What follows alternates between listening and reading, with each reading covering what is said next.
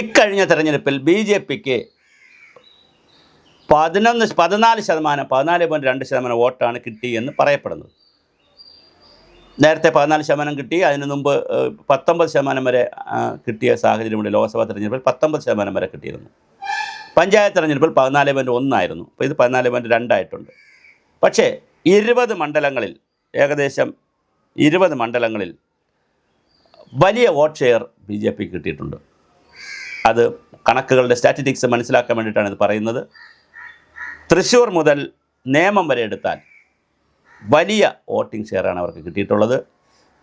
തൃശ്ശൂരിൽ 23.4% വോട്ട് കിട്ടി.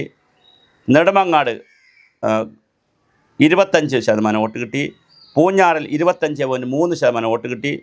ഒറ്റപ്പാലം 25.5, കോഴിക്കോട് സൗത്ത് 25.6, പാല 26.4, കാട്ടാക്കട 26.4. അത് വളരെ കുറവാണ്, കഴിഞ്ഞ പ്രാവശ്യം അതിനേക്കാൾ കിട്ടിയിരുന്നു. കോഴിക്കോട് നോർത്ത് 28.6, വട്ടിയൂർക്കാവ് 29% കിട്ടി. നാട്ടിക 29%, തിരുവനന്തപുരം സെൻട്രൽ 30.2% കിട്ടി. മലമ്പുഴ 30.26% കിട്ടി. തിരുവല്ല 31.1% കിട്ടി. കൂടി പോവുകയാണ്. അതുപോലെ ആറ്റിങ്ങൽ 33.3% കിട്ടി. കാസർഗോഡ് 32.2% കിട്ടി.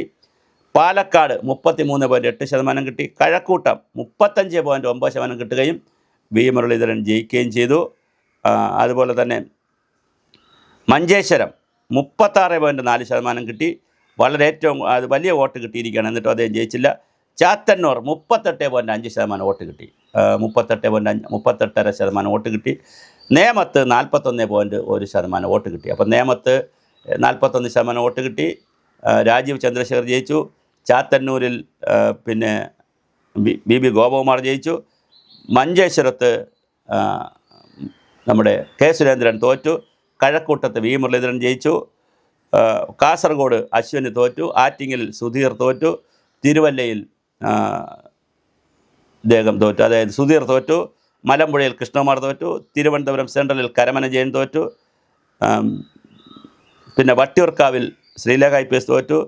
കോഴിക്കോട് നവ്യ ഹരിദാസ് തോറ്റു. കാട്ടാക്കടയിൽ PK കൃഷ്ണദാസ് തോറ്റു. പാലായിൽ ഷോൺ ജോർജ് തോറ്റു. പൂഞ്ഞാറിൽ PC ജോർജ് തോറ്റു.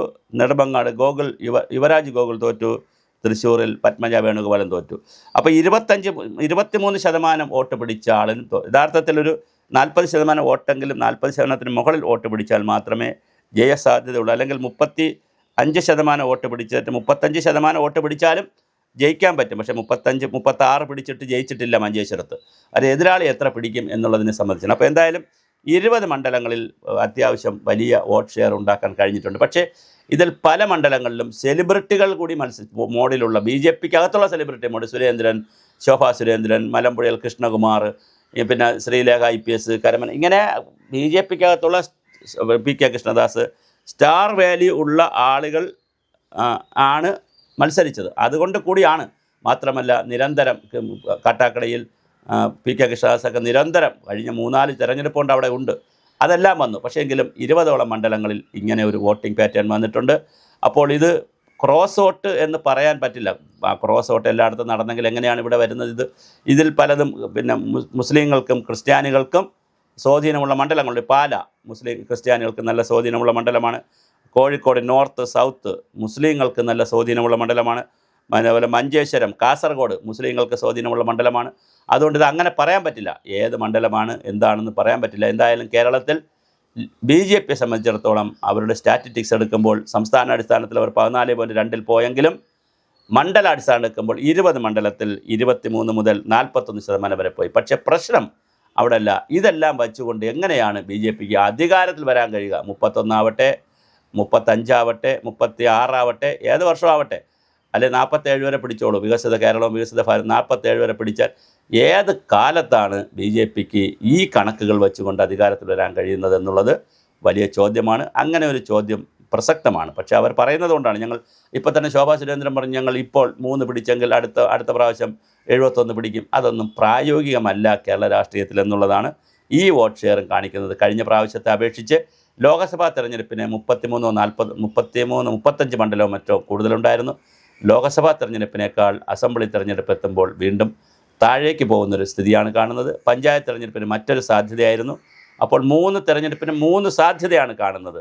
അപ്പോൾ നേരത്തെ പറഞ്ഞിരുന്നത് പാർലമെൻറ്റ് തെരഞ്ഞെടുപ്പിൽ BJPയെ എതിർക്കാൻ കോൺഗ്രസ്സിന് മാത്രമേ കഴിയൂ എന്നുള്ളത് കൊണ്ടാണ് കോൺഗ്രസ് ആളുകൾ പാർലമെൻറ്റ് തെരഞ്ഞെടുപ്പിൽ വോട്ട് ചെയ്തെന്ന് പറഞ്ഞു. പക്ഷേ അസംബ്ലിയിലും അങ്ങനെയല്ലല്ലോ. ഇവിടെ മോദി എതിർക്കുന്ന തെരഞ്ഞെടുപ്പല്ലല്ലോ നടന്നത്, പിണറായി എതിർക്കുന്ന തെരഞ്ഞെടുപ്പല്ലേ നടന്നത്. എന്നിട്ടും ഇങ്ങനെയാണ് സംഭവിച്ചത്. എന്തായാലും നമുക്ക് കേരളത്തിൻ്റെ വോട്ടിംഗ് പാറ്റേൺ ഒന്ന് പഠിക്കുന്നതും ആളുകളെ മനസ്സിലാക്കുന്നതും വളരെ മനോഹരമായിരിക്കും.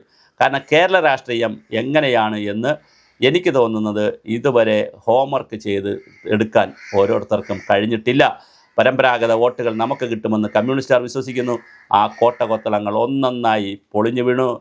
ന്യൂനപക്ഷങ്ങൾ നമുക്കും കൂടി കിട്ടുമെന്ന് മറ്റുള്ളവർ വിചാരിക്കുന്നു, അത് പൊളിയുന്നു.